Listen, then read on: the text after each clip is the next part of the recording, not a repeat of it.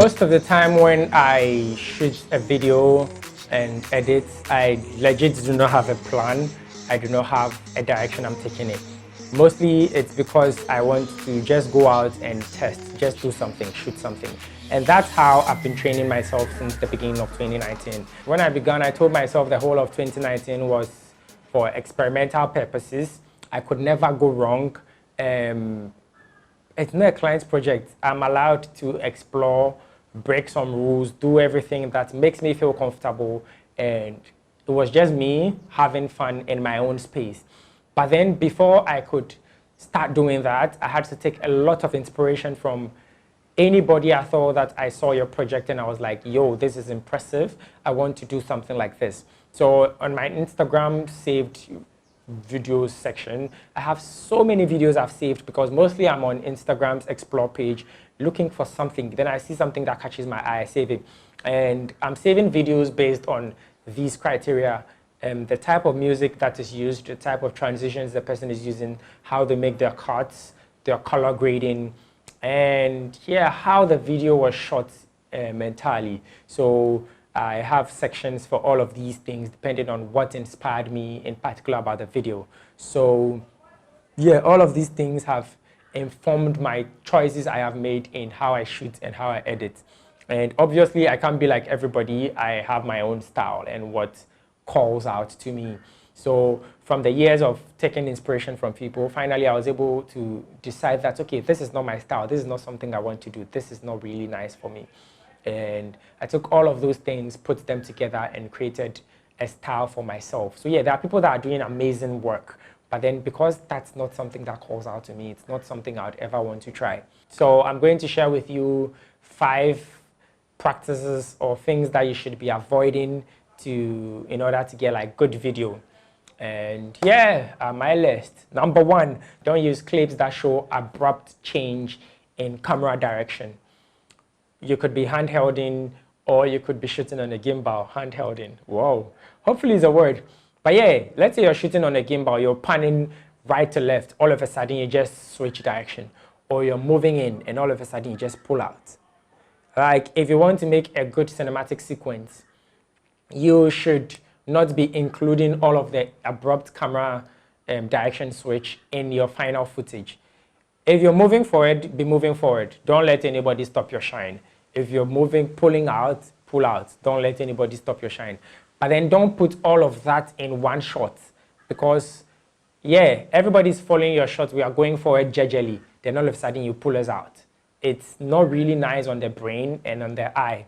But then you can just cut that split moment where there was that switch and change shots to, yeah, just pulling out. Same applies to any other direction you could have been doing. That way, you are able to make your shots flow fluidly without having to confuse people with your movements. Now, that ties into my second tip or something you should keep in mind.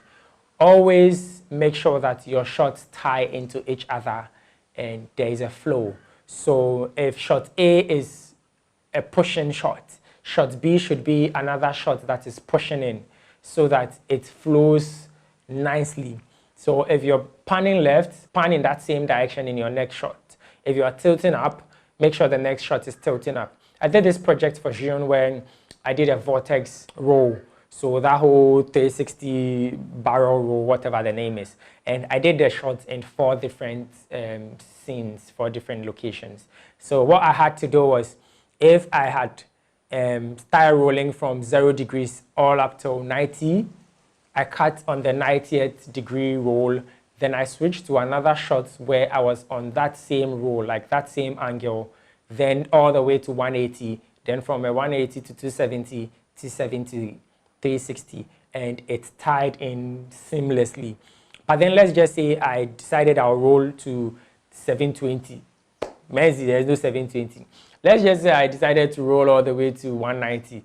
Then the next shot, I decide to go and pick up from 80. The shots would be all over the place. So yeah, find a way to tie your shots in seamlessly so that it makes your whole thing very viably.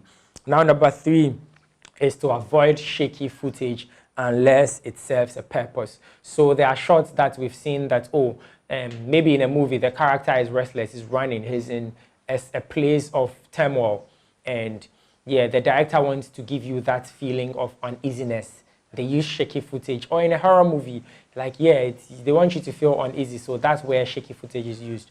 And there are other places that they can be used.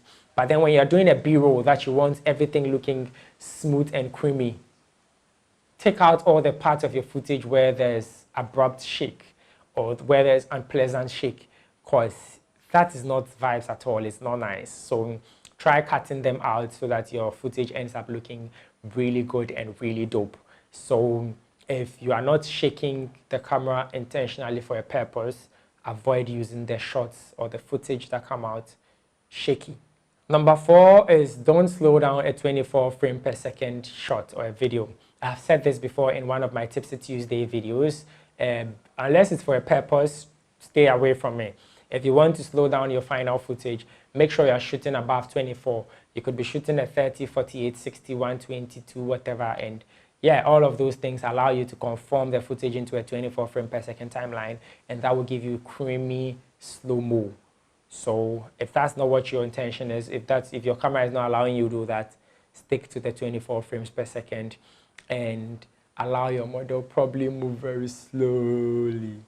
That works. Finally, avoid shots that show focus hunting. So let's just say you're filming, then all of a sudden your camera decides, oh, I don't even know where the subject is again. Let me see if I can try shifting focus.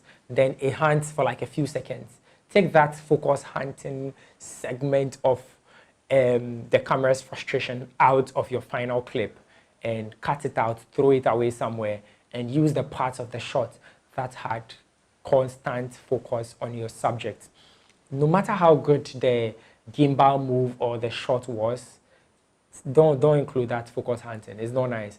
Or maybe when you've missed focus, the focus is not on the part that it's supposed to be. Don't use it. Take it out.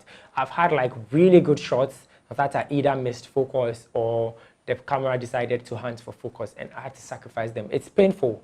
Don't use it. Don't use it at all. Throw it away.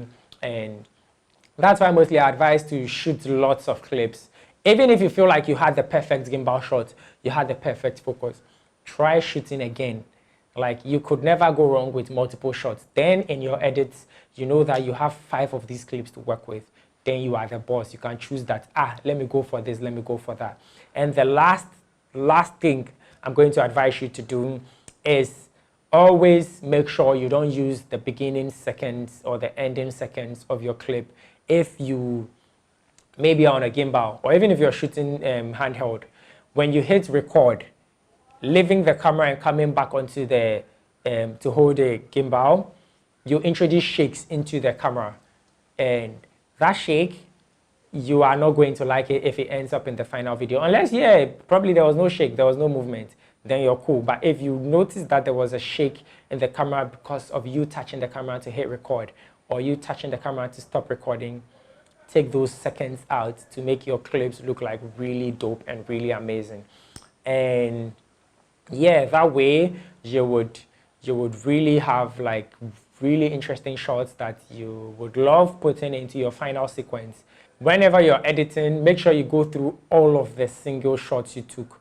Like, there are times when you know that this particular shot, I know this is the shot I wanted, and you know it off head, and you can just pick it and use it. But then that aside, go through every single shot, beginning to end, mark your ins and outs, bring them into your timeline, then your song under there, do your last trimmings, and yeah, make sure they are flowing and everything is nice. Your color is perfect, your cuts are perfect, your transitions, and everything is gingerly. Then that way you can export, show to other people to tell you what they think of the final clip. If there are suggestions that you think you can fix or that you want to fix, you fix them, share it out to the world, let them enjoy the video. Those people that don't want to enjoy it, leave them be. You did a piece, you're proud of it, your parents are proud of you, they want to send you chocolates, thank them very much for the chocolates. Make sure it's chocolate you can take with a crab pie. I'm saying a lot of nonsense, but yeah, that's all for today's video. Thank you very much for watching. Thank you very much for staying here. I would catch you in another video. Cheers.